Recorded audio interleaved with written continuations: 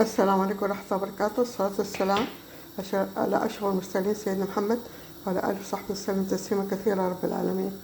طيب أنا هنا ده هعمل شاورما. قطعت البصل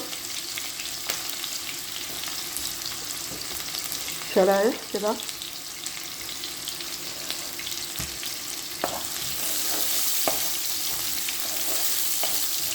طيب هخليه لما يبقى يعني مايل كده للبني، يعني أصفر.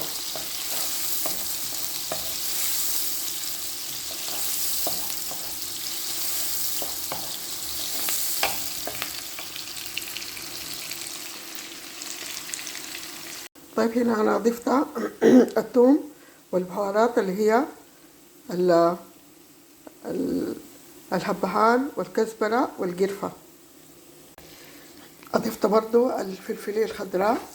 طبعا الريحة ما شاء الله تبارك الله، زي ما يقولوا مالي البيت كله.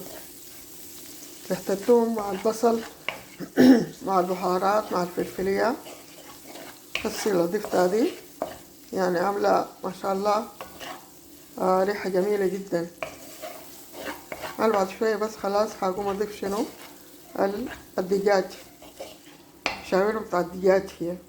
طيب هنا زي ما شايفين أنا قطعت الجداد، صدور الجداد يعني رهيفة جدا زي ما شايفين، رهيفة جدا عشان طيب لي سريع، وفي نفس الوقت تكون زي الشاورما اللي بنشتريها من الدكاكين. زي ما شايفين مقطعة رهيفة جدا يعني أنا هنا برضو. طيب هقوم أنزل الكمية كلها.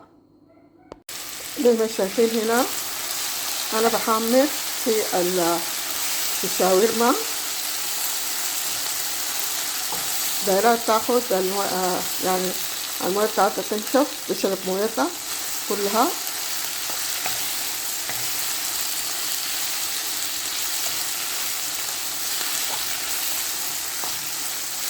زي ما شايفين نفس الشرايح بتاعت الرهيفة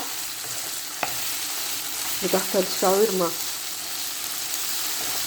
كده، بتخليها طنجة سريع.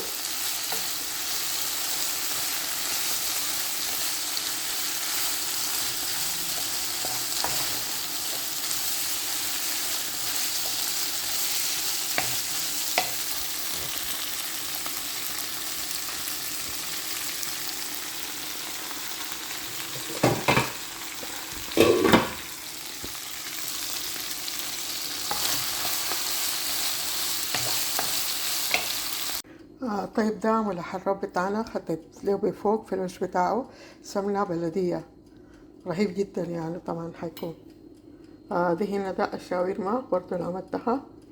طيب هنا ده الرغيف بتاعنا، ده طوال احنا بنجيبه بس بنحطه في الاير فراي، بعد ذاك بيبقى زي نحطه في الاير فراي دي، بعد ذاك بيبقى زي السخون ده جايبينه من الفرن. هنا دي الشاورما بتاعتنا اللي وصفت عليكم، وهنا ده ملحرة. أرجو أن يكون ينال إعجابكم ورضاكم. في الختام أتمنى لكم كل سعادة وهنا وراحة بال، والسلام عليكم ورحمة الله وبركاته.